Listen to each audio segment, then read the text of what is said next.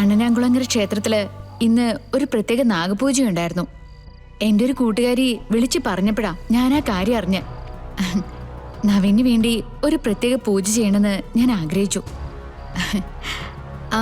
അത്രയും ദൂരേക്ക് പോകണമെന്ന് പറഞ്ഞാ ഇവിടെ ആരും സമ്മതിക്കില്ലല്ലോ.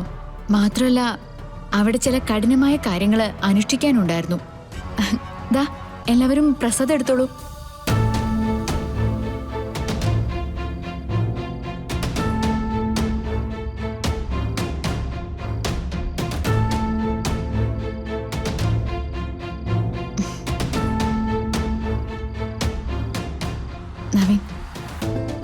നവീന് വേണ്ടി എനിക്ക് ഇതൊക്കെ ചെയ്യാൻ പറ്റൂ. ആരൊക്കെ തടസ്സം നിന്നാലും നവീന് വേണ്ടി എന്നെക്കൊണ്ട് ചെയ്യാൻ പറ്റുന്നതൊക്കെ ഞാൻ ചെയ്യും.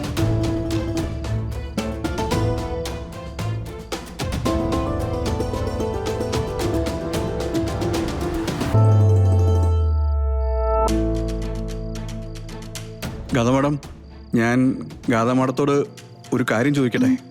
ഗാഥ മാഡം പോയതും വന്നതുമൊക്കെ മോളിക്കുട്ടിയുടെ ഓട്ടോയിലാണോ? മോളിക്കുട്ടിയോ? ഏത് മോളിക്കുട്ടി? അന്ന് പ്രോപ്പർട്ടി അഗ്രിമെന്റിന് അനിയൻ സാറിന്റെ കൂടെ വന്ന മോളിക്കുട്ടിയില്ലേ? ഞാൻ എന്തിനാ ആ കുട്ടിയുടെ വണ്ടിയിലൊക്കെ കയറുന്നേ? ഞാനേ മമ്മിയെ വിളിച്ചു, മമ്മി എനിക്ക് വണ്ടി അയച്ചു തന്നു. ഞാൻ അതിലാ പോയി വന്നേ. അപ്പോഴൊരു പ്രശ്നമുണ്ടല്ലോ. ഈ വീട്ടിലേക്ക് നീ ഏത് വഴിയാ കേറിയേ? പിൻഭാഗം വഴി. അതെന്തിനാ പിൻഭാഗം വഴി കയറിയത്? ഒരു വീട്ടിലേക്ക് ഒരാൾ വരുന്നത് മുൻഭാഗത്തു കൂടിയല്ലേ? അയ്യോ അമ്മ എന്തൊക്കെയാ പറയുന്നേ? ഇത് എന്റെ വീടല്ലേ, ഏത് ഭാഗത്ത് കൂടെ വന്നാലെന്താ? അതെന്താന്നറിയോ നവീൻ, ഞാൻ വന്ന വണ്ടിയില്ലേ പിൻഭാഗത്തെത്തിയപ്പോ കേടായിപ്പോയി.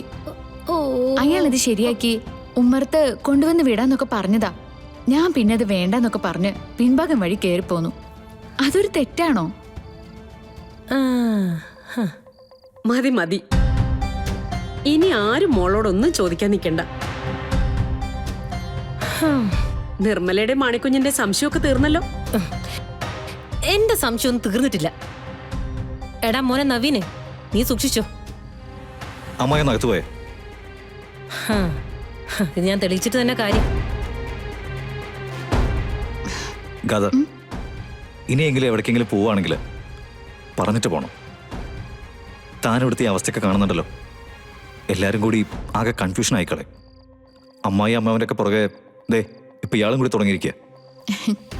നവീൻ ചെന്ന് ഡ്രസ്സ് മാറ്. ക്ഷേത്രത്തിലെ കാര്യങ്ങളെ ഒരുപാട് പറയാനുണ്ട്.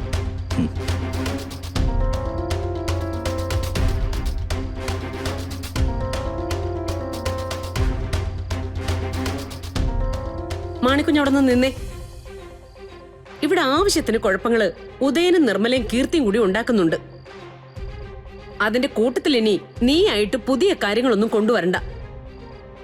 ഇനി വേറെ ഗാഥയുണ്ട്, അവിടെ വെച്ച് കണ്ടു ഇവിടെ വെച്ച് കണ്ടു എന്നൊക്കെ പറഞ്ഞുകൊണ്ട് വന്നാലുണ്ടല്ലോ എന്റെ സ്വഭാവം മാറും. കേട്ടല്ലോ?